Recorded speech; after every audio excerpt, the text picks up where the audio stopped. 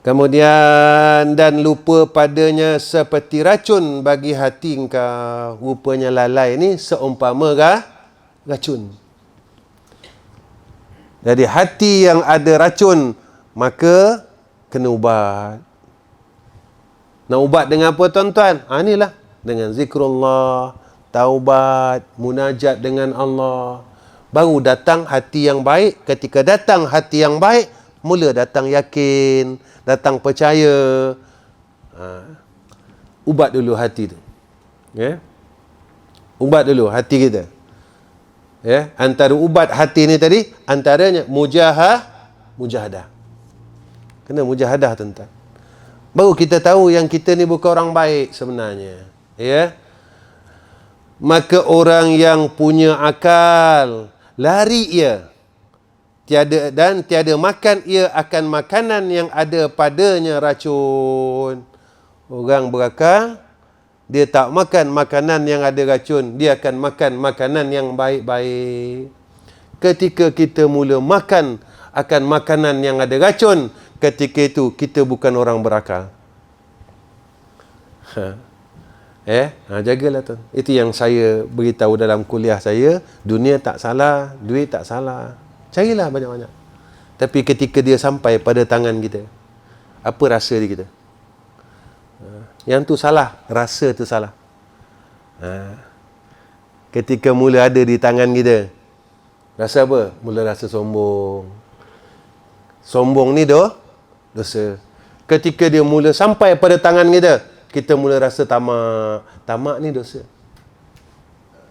Ketika mula sampai pada tangan kita mula rasa kasih. Kasih ni dosa. Ketika dia mula sampai pada tangan pada ketika itu, kita mula rasa bergantung dengan duit ni tadi.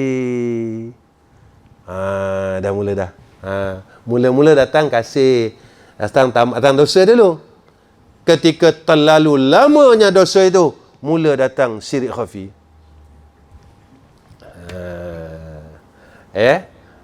Ni yang kita takut di situ. Pada ketika itulah, jika tidak ada harta, kita kata tak boleh buat apa-apa. Ni salah ni. Silap ni. Allah. Ya. Baik. Allah Ta'ala nak uji kita je tuan-tuan. Sebenarnya Allah Ta'ala sebenarnya nak uji kita. Kau percayakan aku ke? Kau percayakan yang selain daripada aku? Aku uji kau itu je. Itu yang selalu saya kata. Besok ketika kita mula balik bertemu Allah, yang ditanyanya hal dirinya, siapa Tuhan kamu?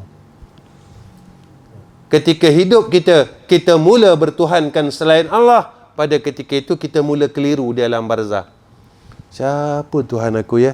Siapa Tuhan aku ya? Siapa Tuhan aku ya? Kita tak boleh jawab. Tetapi kita mula apabila masa hidup kita jazam, kita yakin yang mana Allah lah segala-galanya. Dengan fasih kita akan menjawab, Allahu Rabbi. Dan ini ya yang orang nak sebenarnya tuan-tuan. Orang-orang soleh mahu kan, inilah tuan-tuan. Sikit lagi. Jikalaupun manis dan nikmat sekalipun, walaupun makanan tu manis, makanan tu nikmat, nampak sedap, tapi dalamnya ada racun, maka orang yang berakal tetap tidak akan memakannya.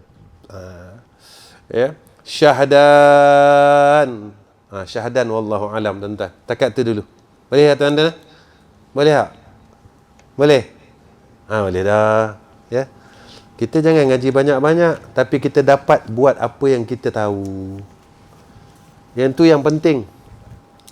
Apabila kita ilmu kita banyak, tetapi kita tak boleh menanggung ilmu, lalu Allah kata, Allah pandang kita seekor keldai. Tak kita masalul lazina hummilut taurata summa lam yahmiluha kamathalil himari yahmilu asfara. Macam mana himar? Himar ni kedai tuan-tuan. Kita impun ilmu, bawa ilmu, tapi kita tak menanggung atas ilmu. Lalu kita ni dipandang pada sisi Allah keldai.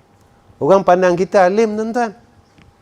Alimnya dia, pandainya dia, rupa pada Allah keldai. Kita tahu serba-serbi alim lah. Tak? Rupanya kita tak minta alim pada sisi Allah. Sebab kita banyak dah. Kitab banyak dah. Dah banyak dah kitab ni. Pada ketika itu.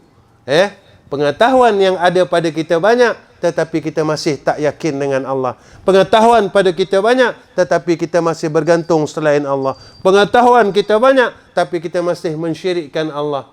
Macam keldai. Keldai dia tahu, dia tak tahu, tapi dia pikul. Kalau tengok kitab atas keldai, takut kita. Tak? Kitab Majmu' Muhazzam, kitab Fathul Bari. Oi, takut atas keldai ni tadi.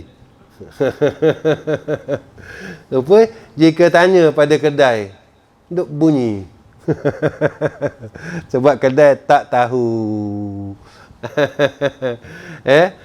Itulah mudah-mudahan Allah pimpin saya, pimpin tuan-tuan. Saya pun cukup takut duduk depan ni, tuan-tuan. Sebab ada hadis, orang yang duduk depan ni dia akan masuk neraka 500 tahun dahulu daripada Yahudi dan Nasara. Saya tak nak macam tu. Saya cukup takut. Sebab kita nak buat kerja ni sebab nak menuntut kasih Allah, menuntut redha Allah. Itu je. Bukan nak apa, tuan-tuan. Ini jalan yang Allah dorongkan kepada kita.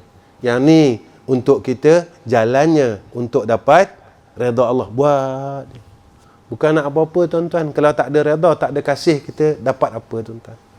Tak ada apa-apa pun. Dalam hidup ni tak ada guna satu pun. Jika tidak ada redha, tidak ada kasih daripada Allah.